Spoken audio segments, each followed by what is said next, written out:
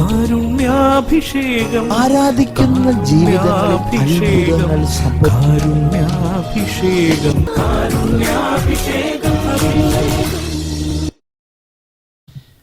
ഈശോയിൽ ഏറ്റവും പ്രിയമുള്ളവരെ, വിശുദ്ധരാകുവാനാണ് ദൈവം എല്ലാവരെയും വിളിച്ചിരിക്കുന്നത്. വിശുദ്ധിയിലേക്കാണ് കർത്താവ് നമ്മെ വിളിച്ചിരിക്കുന്നത്. അപ്പോൾ വിശുദ്ധി പ്രാപിക്കുവാൻ നമ്മൾ എന്ത് ചെയ്യണമെന്ന് നമ്മെ സഹായിക്കുന്ന ഒരു വലിയ വിശുദ്ധയുടെ വാക്കുകൾ നമ്മളെ പ്രചോദിപ്പിക്കും. അത് വിശുദ്ധ കൊച്ചുത്രേസ്യയാണ്.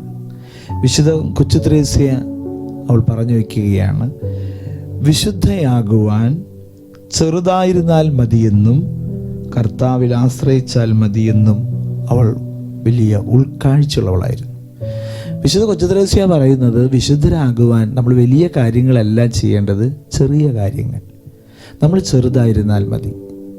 പിന്നെയോ നമ്മൾ ചെറുതാകുമ്പോൾ ദൈവത്തിൽ ആശ്രയിക്കാൻ തുടങ്ങും. നമുക്ക് വലിയ കഴിവുകളില്ല, വലിയ നേട്ടങ്ങളില്ല. അപ്പം ചെറിയ കാര്യങ്ങൾ ചെയ്യുന്നൊരു വ്യക്തിക്ക് വലിയൊരു ആശ്രയം ആവശ്യമാണ്, സഹായം ആവശ്യമാണ്. അപ്പോൾ കൊച്ചുത്രേസ്യ പറയുകയാണ്, വിശുദ്ധരാകുവാൻ ചെറുതായിരുന്നാൽ മതിയെന്നും പിന്നെയോ കർത്താവിൽ ആശ്രയിച്ചാൽ മതിയെന്നും നമ്മെ ഓർമ്മപ്പെടുത്തുകയാണ്. യെശയ്യായുടെ പുസ്തകത്തിൽ 66-ാം അധ്യായം അതിൽ 2-ാമത്തെ വാക്യം പറയാണ്, ആത്മാവിൽ എളിമയും അനുതാപം ഉണ്ടായിരിക്കുകയും എൻ്റെ വചനം ശ്രവിക്കുമ്പോൾ വിറയ്ക്കുകയും ചെയ്യുന്നവനെയാണ് ഞാൻ കടാക്ഷിക്കുക. അപ്പോൾ ദൈവത്തിരുമുമ്പിൽ എളിമയുള്ളവരായിരിക്കുക. ദൈവത്തിരുമുമ്പിൽ ഏറ്റവും കുറവുള്ളവനാണ്, ബലഹീനനാണ്. ദൈവത്തെ അംഗീകരിക്കുക. ദൈവമേ, അങ്ങയുടെ മുമ്പിൽ നിൽക്കുവാൻ ഞാൻ യോഗ്യനല്ല. അപ്പോൾ സ്വയം ചെറുതാകുന്ന ഒരു വ്യക്തിക്ക് ദൈവത്തിൽ ആശ്രയിക്കാൻ ഒരു പ്രത്യേക കൃപയുണ്ട്.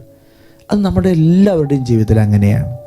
താഴ്ന്ന നിലങ്ങളിലേക്ക് വെള്ളം ഓടുന്നത് പോലെ, ഒഴുകുന്നത് പോലെ നമ്മുടെ ജീവിതത്തിൽ കർത്താവിൽ ആശ്രയിക്കുക. ചെറിയ കാര്യങ്ങൾ വലിയ സ്നേഹത്തോടെ കർത്താവിൻ്റെ മഹത്വത്തിനായി കാഴ്ചവെക്കുക. ദൈവം നമ്മളെല്ലാവരെയും വിശുദ്ധരായി മാറ്റട്ടെ. നമുക്ക് പ്രാർത്ഥിക്കാം. ദൈവം അനുഗ്രഹിക്കട്ടെ. സ്വർഗപൂവാടി നീ വിടർന്നു, സ്വർഗസംഗീതമായി നീ പടർന്നു. സ്വർഗപൂവാടി നീ വിടർന്നു, സ്വർഗസംഗീതമായി നീ പടർന്നു. സ്വർഗീയ രാജന്റെ പ്രേയസിയായി നീ സ്വർഗസുമങ്ങൾ ചൊരിഞ്ഞുവല്ലോ. സ്വർഗീയ രാജന്റെ പ്രേയസിയായി നീ സ്വർഗസുമങ്ങൾ ചൊരിഞ്ഞുവല്ലോ. സ്വർഗസുമങ്ങൾ ചൊരിഞ്ഞുവല്ലോ.